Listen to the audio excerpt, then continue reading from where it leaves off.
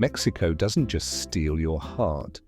It quietly steals your sense of reality too, because one minute you're watching the sun melt into the ocean like liquid gold, and the next minute you're realizing the paradise you came to enjoy is the same paradise someone else is being forced to leave, and that's the part of Mexico most travel videos never show you, the part hiding behind the perfect beach photos, behind the rooftop margaritas, behind the smiling welcome signs that feel warm until you ask a simple question. Welcome? For who? I landed in Mexico with the same dream so many people arrive with, that postcard fantasy of bright colors, warm nights, street food that tastes like it was cooked by the universe itself, and music that seems to spill out of the walls. And the moment I stepped out into the air, I understood why people fall in love with this place so fast. Because Mexico doesn't introduce itself slowly. It hits you all at once, like the scent of grilled meat and lime and smoke from a street corner taqueria, like a burst of laughter from a family walking past you, like the heavy sun that makes you squint and smile at the same time. And at first it feels simple. You're here, you're alive, and you're about to experience something unforgettable. But as I moved through this country, through beaches that look unreal, through cities that pulse with history, through neighborhoods where every wall is painted with pride and every corner has a story, I started to notice something else, something quieter, something you don't hear unless you stop trying to chase the perfect trip and actually listen, because Mexico is paradise for tourists, yes, but paradise has a price, and the bill is often handed to the locals. The first time I really felt it was in a place where the water is so clear it looks like glass, and the sand is so white it almost hurts your eyes. The kind of place where people whisper, "This is heaven," like they're afraid to wake up. And I get it, I really do, because you walk down the shore and the world feels lighter, the ocean is warm, the breeze smells like salt and freedom, and everything about it feels like a reward for surviving whatever life threw at you back home. But then you start to see the edges of the dream, like the way the beach is lined with hotels that weren't here a few decades ago, the way the signs are in English first and Spanish second, the way the prices on menus feel like they're speaking to a different kind of wallet, and the way the locals, people whose grandparents lived here when it was quiet and wild, and theirs now commute from farther away because living near the coast has become a luxury. And suddenly you realize you're not just visiting a destination, you're stepping into a global collision where desire meets reality, where travel meets economics, where beauty meets displacement, and Mexico is standing right in the middle of it, trying to breathe. I met a man near the water, not a tour guide, not someone selling souvenirs, just someone sitting in the shade with the calm face of someone who has seen the same shoreline change 100 times. And when I asked him what he thought about all the development, he didn't explode with anger like you might expect. He didn't even sound bitter. He just looked out at the waves and said something that stuck with me like a thorn. "It's beautiful, but it's not ours anymore." And the way he said it wasn't dramatic, it was quiet, like he was stating a fact the way you'd say, "The weather is hot today." And that's what made it hit harder, because when people lose something slowly, they don't always scream, sometimes they just accept. And that acceptance can feel like a funeral you didn't realize you were attending. Mexico is one of the most loved travel destinations on Earth, and it's easy to see why, because it has everything. Ancient ruins that make you feel small in the best way, food that could make you emotional, mountains, jungles, deserts, colonial towns, giant cities, tiny fishing villages, festivals, art, music, warmth, and a spirit that feels unbreakable. But in many of the places tourists love the most, there's a growing tension that feels like an invisible rope being pulled tighter every year. And the question is simple but heavy. When a place becomes too desirable, who gets to stay? Who gets to belong? Who gets to call it home? You can feel it in the way neighborhoods change, in the way rents rise, in the way small businesses disappear and get replaced by Instagrammable cafes with minimalist chairs and matcha lattes that cost more than a worker's lunch, in the way the streets start catering to visitors instead of residents. And I'm not saying tourism is evil. Tourism feeds families, tourism creates jobs, tourism brings opportunity, but there's a difference between opportunity and takeover, and Mexico is living that difference in real time. I started my journey in the places everyone knows, the places that show up in your feed even if you've never searched for them, where the sunsets look staged and the hotels look like they were built for royalty. And I watched the daily ritual of paradise, tourists waking up late, grabbing coffee, renting scooters, laughing into cameras, posing with palm trees like they invented the tropics. And I don't judge them because I was one of them. I was there for the beauty too. But the more I watched, the more I noticed the parallel Mexico, running right next to the tourist Mexico, the Mexico that wakes up early, that cleans the rooms, cooks the food, drives the taxis, builds the resorts, serves the drinks, sells the fruit, fixes the roads, and then goes home to a different reality, often far from the ocean they grew up near, because living in the paradise zone has become impossible for many people who actually make paradise function. One woman I spoke to worked in hospitality, and she smiled the whole time she talked, but her eyes told the truth. Her mouth didn't want to say too loudly, and she explained how her rent had doubled, how her neighbors had moved away one by one, how the apartment she used to live in was now listed online for short-term stays. And she said, "I don't hate tourists. I just wish they knew we are here too."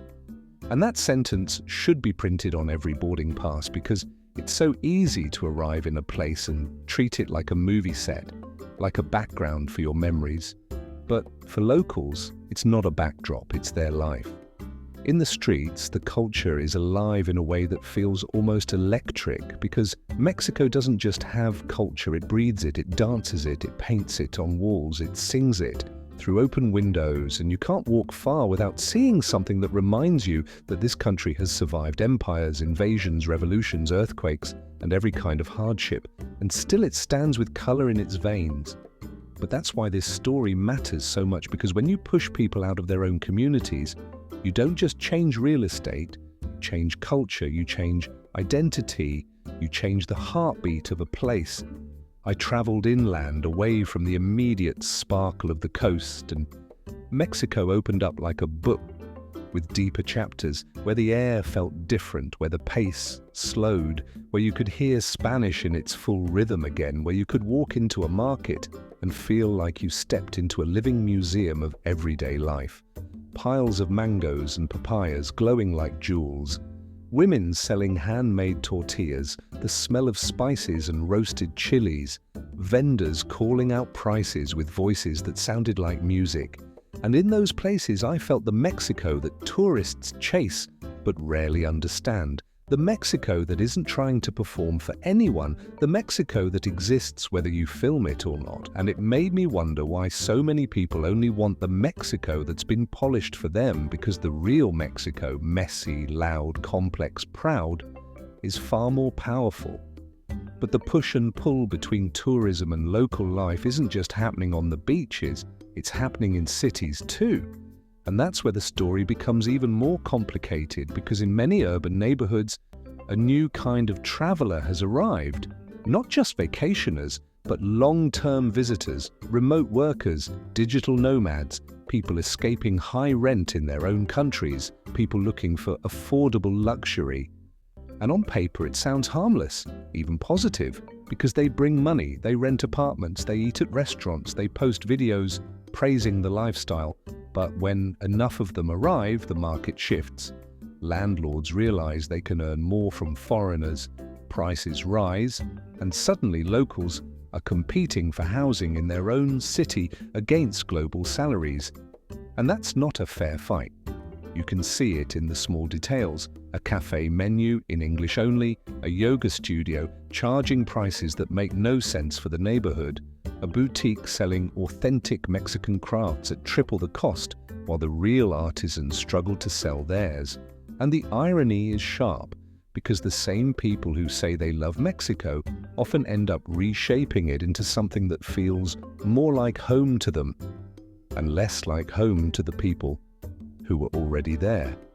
I walked through one neighborhood where the streets were lined with trees and the buildings had that old world charm that makes you feel like you're in a storybook.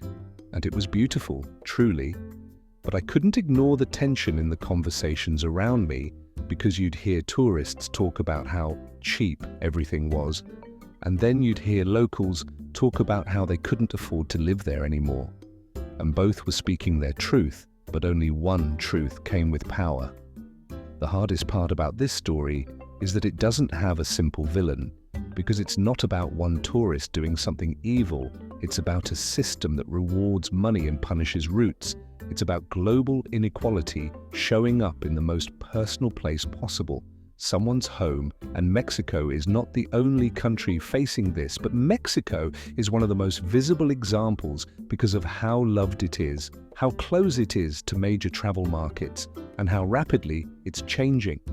In one coastal town, I watched construction cranes rise like metal skeletons against the sky, and I thought about how quickly landscapes can be rewritten, because the ocean doesn't care who owns the view, but humans do. And when a coastline becomes a commodity, it stops being a shared inheritance and becomes a product, sold piece by piece, room by room, night by night. I met a fisherman who told me the water used to be quieter, the beaches less crowded, the fish more plentiful, and he wasn't romanticizing the past like some old man complaining about kids these days. He was describing a shift that affects his survival, because when tourism grows, it brings boats, noise, pollution, restricted zones, and sometimes even privatized beach access. And imagine that, being born near the sea and then being told you can't reach it because a resort has decided the shoreline belongs to its guests. The sun was setting when he spoke, and the sky turned orange and pink like a painting, and tourists were clapping at the sunset like it was a performance. And I wanted to laugh at the absurdity of it, but it wasn't funny because nature doesn't need applause, but people do. And tourism has a way of turning even the most sacred moments into content. Still, Mexico is not a victim in this story, because Mexico is also resilient, and you can see the resistance in the way locals fight to protect their communities, in the way artists paint murals that speak louder than any protest sign, in the way families keep traditions alive even as the neighborhood changes around them, in the way street vendors still show up every day, refusing to disappear, in the way people reclaim space with music and dance, because culture is not easily erased, and Mexico's culture is a force. One night I found myself in a plaza where a band was playing, and people were dancing like they had no fear left in their bodies. Children running around with sticky hands from sweet bread. Older couples moving slowly but confidently, like they'd been dancing together for decades.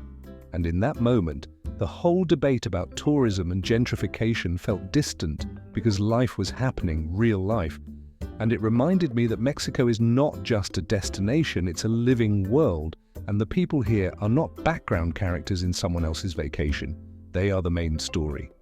But even in moments like that, the pressure is there, like a shadow you can't fully escape, because the plaza had restaurants with menus priced for tourists, and the souvenir shops had multiplied, and the local faces were fewer than you'd expect.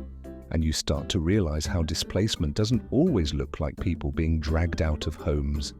Sometimes it looks like a slow replacement, a gradual shift until the original community feels like a guest in its own neighborhood. And this is where the question becomes personal for anyone watching this.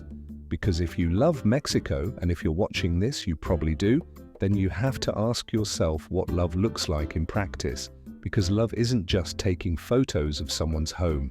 Love is respect. Love is awareness. Love is choosing not to treat a place like it exists to serve you. Love is understanding that your presence has weight.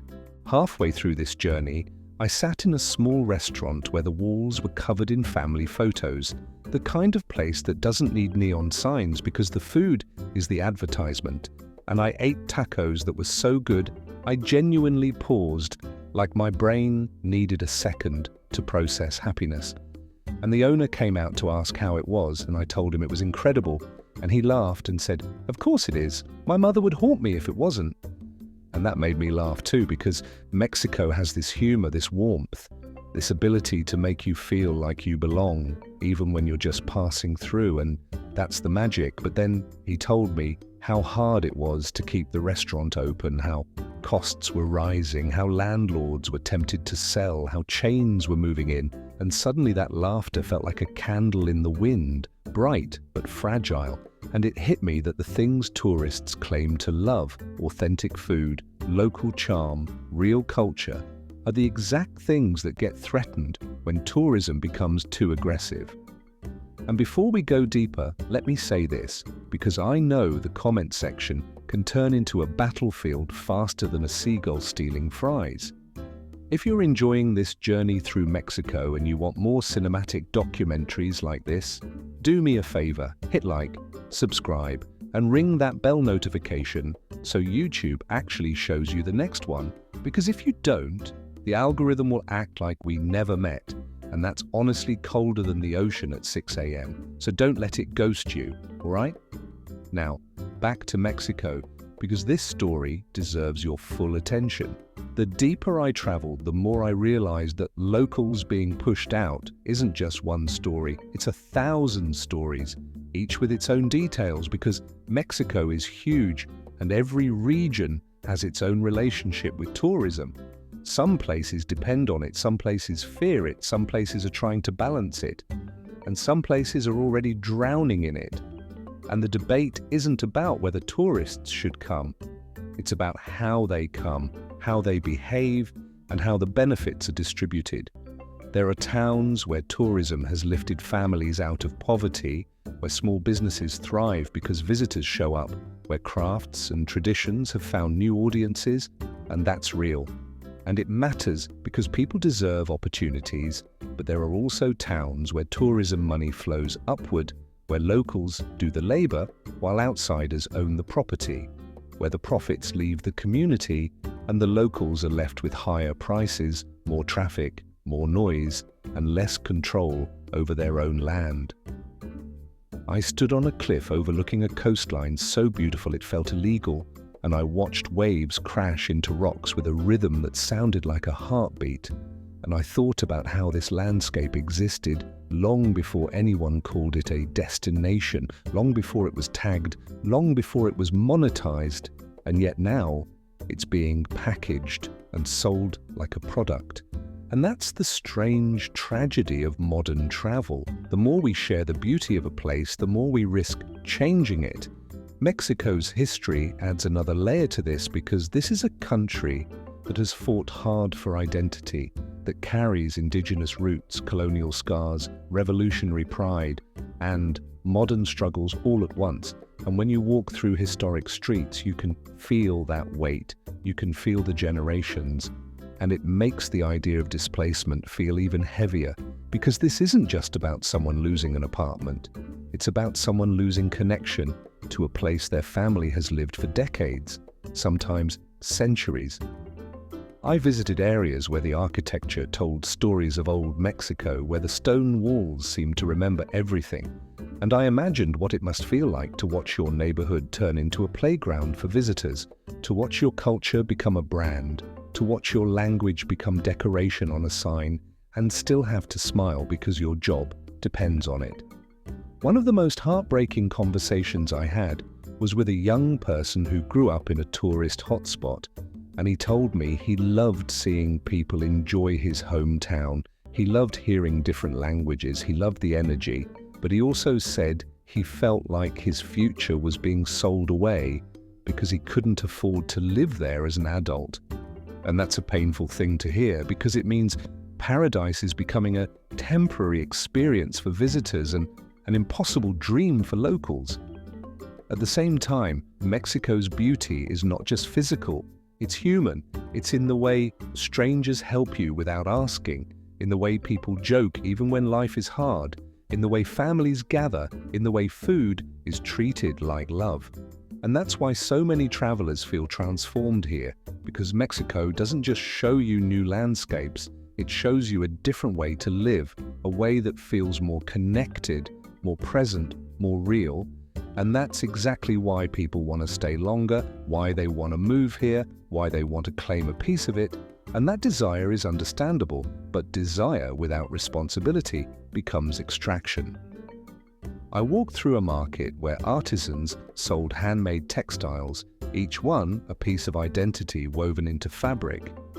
And I watched tourists bargain aggressively over prices that were already low.